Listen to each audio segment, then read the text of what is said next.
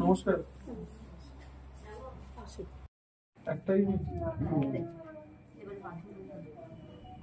মাইমা পুজোর সময় তো বৃষ্টি হলো, ভিজে ভিজে ঘুরিয়েছে তখন। এবার ওই এসে স্নান করে নেয়, স্নান করেনি, আমরা তো বুঝতে পারিনি, ভাবছি যে এমনি জ্বর হয়েছে 3 দিনে, তখন জ্বরটা হচ্ছিল, এমনি জ্বর হচ্ছে। ডাক্তারকে সবসময় ওষুধ করেছে, জ্বরটা সেরে গেল 3 দিন বাদে, কিন্তু নিউমোনিয়া ছেড়ে যাওয়া বুঝতে পারছি। নিউমোনিয়াটা ইনফেকশন হয়ে গিয়ে এবার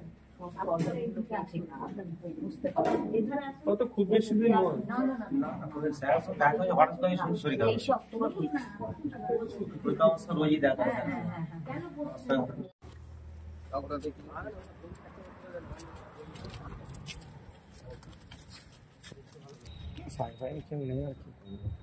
আচ্ছা, এখানে থাকে নাকি? ঠিক আছে, আপাতত যেটা আমাকে বলেছিলেন সমস্ত বই এখানে আছে। মোট 5টা বই বলেছিল, 4টে এখানে আছে। ঠিক আছে, আর কি তুমি সব সহায়িকা ফাহিকা বলছিল, ওইগুলো আমি পাঠিয়ে দেবো। ঠিক আছে, ভালো ভালো করে পড়াশোনা করতে বলুন। না কিছু প্রয়োজন হলে ওর মাধ্যমে খবর পাঠাবো। ঠিক আছে, আসছি। আপনার বাড়িতে এমএলএ এসেছিলেন তো? আমার বাড়িতে এমএলএ এসেছিল। কেন এসেছিলেন? কেন সে না পড়ার জন্য, মেয়েটাকে সহযোগিতা করার জন্য বই কিনে দিয়েছে, বা আরো যদি লাগে বই দেবে বলেছে। আপনার মেয়ে কিসে পড়েন? 6-এ পড়ে। 6-এ পড়ে। খুশি আপনি? আমি খুশি, হ্যাঁ। আপনার মেয়ে কোন স্কুলে পড়ে? BDO office Jangalpara. Jangalpara high স্কুলে পড়ে? হ্যাঁ।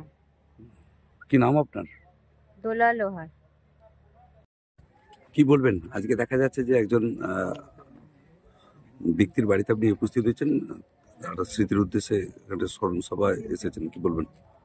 দেখুন, প্রফেসর স্বরূপ গাঙ্গুলি, উনি বাঙ্গাই কলেজের শিক্ষকতা করছেন, অধ্যাপক ছিলেন, বিশিষ্ট গুণী মানুষ, সমাজসেবী। উনি একটা দুরারোগ্য ব্যাধিতে আক্রান্ত হয়ে গত 4-5 দিন আগে উনি গত হয়েছে। তো 30 তারিখে উনি গত হয়েছে, 30শে ডিসেম্বর। তো আমি ছিলাম না, বাইরে ছিলাম, ওই জন্য আসতে পারিনি। আজকে এসে ওনার কাজ চলছে, শ্রাদ্ধানুষ্ঠান, তো সেখানে ওনাকে শেষ শ্রদ্ধা জানালাম, ওনার প্রতিকৃতিতে মালা দিয়ে। বিষয় হচ্ছে, উনি সমাজের প্রতিষ্ঠিত ব্যক্তি ছিলেন এবং সব থেকে বড় কথা, সাধারণ মানুষের পাশে দাঁড়াবার জন্য উদ্গ্রীব ছিলেন। তো এমন একজন মানুষের চলে যাওয়া আমাদের কাছে খুবই দুঃখজনক ব্যাপার। তার পরিবারের প্রতি আমার সমবেদনা রইল, সেটা জানাতেও এসেছিলাম, একবার দেখা করে।